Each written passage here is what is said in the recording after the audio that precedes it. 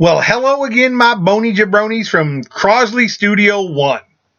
Now we're going to get into Chapter 8, Due Process and the Rights of the Accused.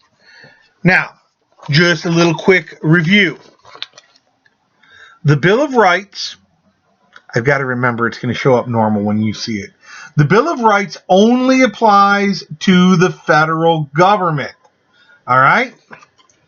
So, what we end up having is like this.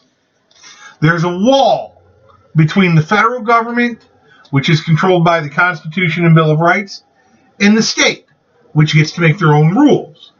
So, really remember, the Bill of Rights did not apply over here.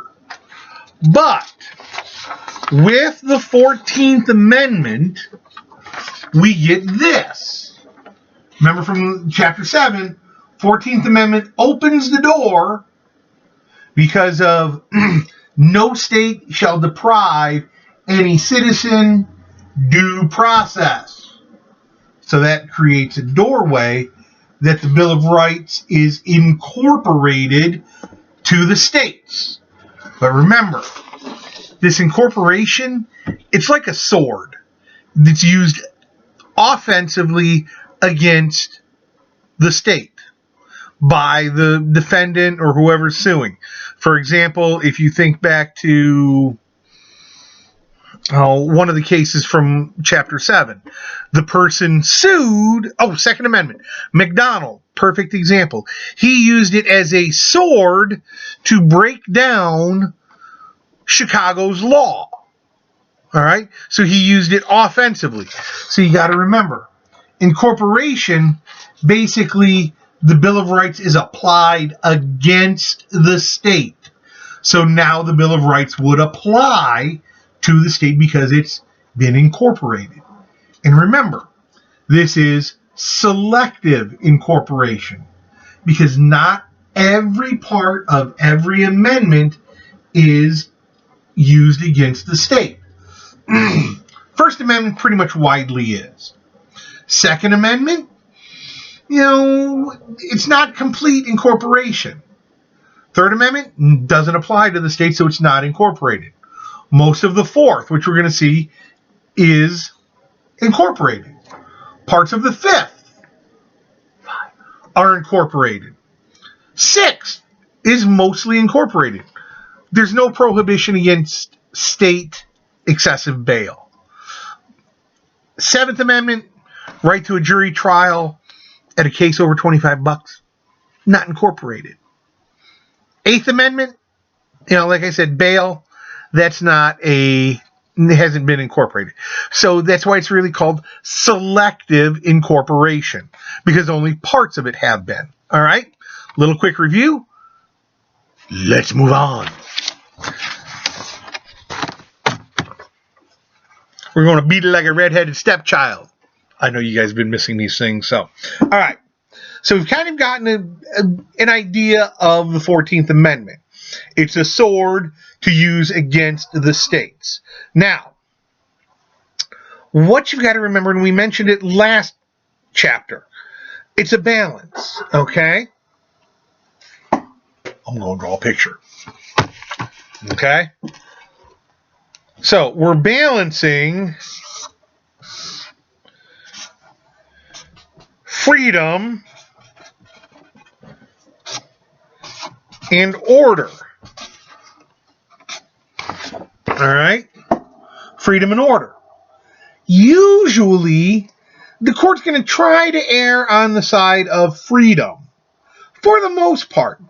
Not complete freedom so that there's no order, but they try to find a nice balance.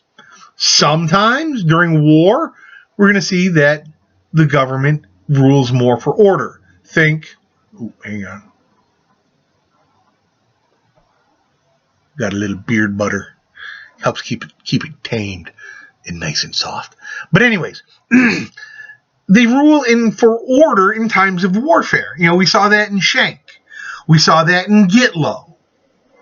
That, you might hear my phone go off. It's just Ms. McClure, all of that. Anyways, but they're going to rule in order for order in certain times, all right? But usually they're going to err towards freedom. All right. Now, there's two types of due process. I think I'm going to do a little bit more visual with you guys on this one. There's procedural, which is how the law is enforced. Okay? Hence, procedure. Did they follow the right procedures in enforcing the law? Excuse me. The other one is substantive. And is it violating some right? Okay? They're looking, is it violating a basic right? Life, liberty, property. You know, those rights that you get when you out your mama. Okay? So substantive rights. Okay.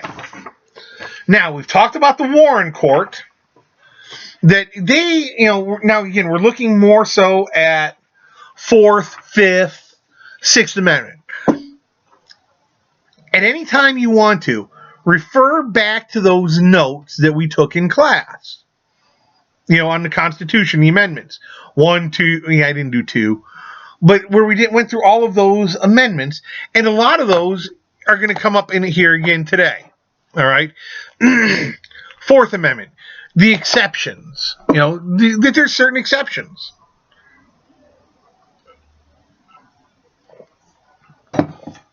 Sorry. First hour, coffee. 5th hour, kind of sucking on water. But the Warren Court, remember we talked about, when we talked about the Supreme Court, the Warren Court was a very liberal court. Chief Justice Earl Warren, remember, started out as a very conservative guy, but as once he got on the court, because he was free from being elected, that he could make the proper decisions, he actually moved left for you guys. Okay? He moved left. He became more liberal. And so he starts to expand search and seizure, rights on search and seizure, legal counsel, self-incrimination, those things that we've already talked about. All right, first thing we're going to talk about, the exclusionary rule. Certain evidence can be excluded if the police didn't have a warrant. We talked about that. It really starts out in 1914, Weeks versus the United States. The police suspected Weeks of using the mail to run lottery numbers. Using the mail for a crime is a federal offense. So the police show up to Weeks' house. He's not there. The neighbor, for whatever reason, says, hey, you can find the key to his house wherever. Under the mat, under the rock, above the door. Who knows? But the neighbor tells them. The police say, gee, thanks. And they unlock the door, go in, find all the evidence that they need. No warrant. Okay? So we've already got a big problem. They hand that evidence over to federal marshals. The federal, FBI, forerunner to the FBI. And the marshals with the police go back to Weeks' house. He's not there. There's no warrant. And they search and get more evidence. All of this evidence was used against Weeks, and he's convicted. All right? He fights it all the way up to the Supreme Court. Supreme Court says, no warrant. We're going to exclude this evidence. All right? So we've got the articulation of the exclusionary rule. But that's only against the federal government. Remember, federal marshals convicted him. So the Bill of Rights still applies. Now, we fast forward 50 years or so to 1961. Map v. Ohio. We talked about that. Dalry map. Essentially, for that, you need to know, guess what? The 14th Amendment, or actually the 4th Amendment. Let me find my visual here. Gets incorporated against the states. So now the states need a warrant. And if they don't, the evidence gets thrown out. All right? There are exceptions. We've talked about them. Review them in your notes. I'm not going to beat a dead horse. Dead horse? Mr. Crosley. Mr. Crosley, dead horse. Let the beating begin. No. All right. Now, I'm looking on page 279 in your book. If you want to follow along, that's great. Talking about searches in school. And you see there the case of New Jersey versus TLO. The reason that they used the initials TLO, they didn't want the kid's identity to get out. Now, essentially what happens here is this. TLO, or somebody, snitches on TLO, saying, hey, they've been smoking in the bathroom. You know, I got a feeling this person owed TLO some money. Hey, you know, I give you TLO and you leave me alone. All right. So they go and find TLO. They are searching for cigarettes. Well, guess what they find? They find pot, papers, and a list of people who owed her money, because they searched her purse, and a big wad of cash. Sounds like she was probably dealing in school. Well, anyways, the principal did this search, turned it all over to the police. She ends up going to trial, gets convicted. She says, hey, my Fourth Amendment rights against unreasonable searches and seizures, was violated. They should not use this evidence against me because, I'm a student. I still have my Fourth Amendment rights. The court says, well, you're right, but wrong. And here's what they did. They said that the school has a lower level of idea. Okay, remember, with a warrant, they've got to have probable cause showing more likely than not. All right? For the schools, they just need reasonable suspicion. They lowered the bar for schools. Kind of like Tinker. The job of the school is to educate. So there's got to be, on that balance, they've got to go more for order than freedom. Because if it's, you guys know, if you run rampant, school's not going to happen. So they're going to err on the side of order in this one. All right? So just remember, schools need reasonable suspicion or reasonable cause. Now, I'm going to have you read 280, 281 on the digital stuff. This, you can kind of see how it starts to apply and all of that. Cell phones, things of that nature. All right, I'm moving on to page 282. Talking about the Miranda rights. The court recognized that, if you are on trial, the Fifth Amendment guarantees you don't have to testify. You don't have to say a word. With Miranda, again, extra credit Miranda, dress up as Carmen Miranda, reciting the Miranda rights, extra credit. I know. But here in the Miranda case, they expand it to also say if you are in police custody, not just trial, police custody, that same right applies. Now, there is an exception, duh.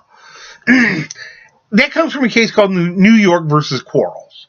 Quarles assaulted a woman, ran into a grocery store with a gun, and threw the gun in someplace. When the police surrounded him and arrested him, they said, "Where's the gun?" He goes, "Over there in the milk crate." They get it. And he gets brought up on trial. And the lawyer doing his job says, hey, you know what? He had the right to not incriminate himself.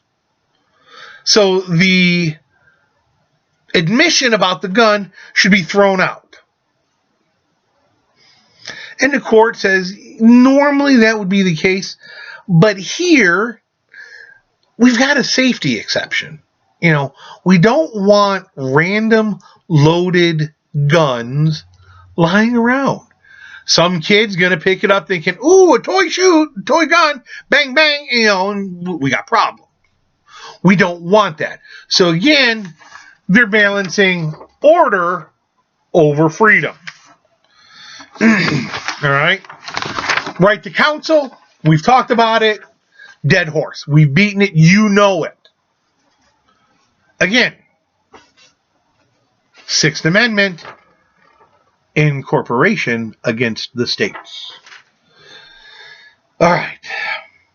That's procedural due process. Pretty simple. Substantive due process. Again, if the law violates a basic right, even if it's not in the Constitution, it's protected. Okay? We look at the privacy, 1960s, we talked about this with Massachusetts in contraceptives. The court says there's an inherent right to privacy, even if it's not mentioned in the Constitution. Because remember, that's where it banned ads, mailing, whatever, about contraceptives. And it really even affected single or married people. Married people, we don't want to have kids. We want to, get an idea of what's out there. They weren't allowed. Okay? And so that moves forward, that's 1960s. We jump ahead to 1973, Roe v. Wade. You've briefed it. The court says that there's an inherent right in the 4th, 5th, and 9th Amendments. Right to privacy. Okay? Jumping over now to civil liberties. And again, this chapter 8 is pretty small. Now if we're talking about wartime, national security, they're going for order, not freedom. We look at Schenck, who's in the middle of World War I. Gitlow, okay, violent overthrow of the government, national security. Korematsu, Roosevelt, FDR's order that said all the Japanese have to be rounded up, put in concentration camps. They sided with the government. Now, again, another quick reading. I'm just going to have you read 291 and 292. Read it, study the chart, and we're done. Now, if you haven't already, subscribe to the Advanced Placement YouTube channel. They're doing daily reviews from 3 to 3:45. They're doing a couple of Unit 5 things first. Watch them, skim them, just kind of get the idea, because you might be able to apply some of those issues to Unit 2, the interactions between the government. All right. And here, you stop and see, our first essential question was, applying it towards how the Supreme Court applied, the First and Second Amendment to the states using the 14th Amendment. We saw that. Here, how do they balance those rights of the accused versus the rights of society. So, you kind of get the idea there. All right. So do that. Watch my videos. And again, I'm going to be posting more. I'm trying to keep them to 20, maybe 25 minutes. I know that's what the last one is. And you know me, I like to talk. But again, I'm here for you. If you have some questions, I'm trying to walk you through to get you ready for the test. All right. I miss you guys. Hope to see you on the other side.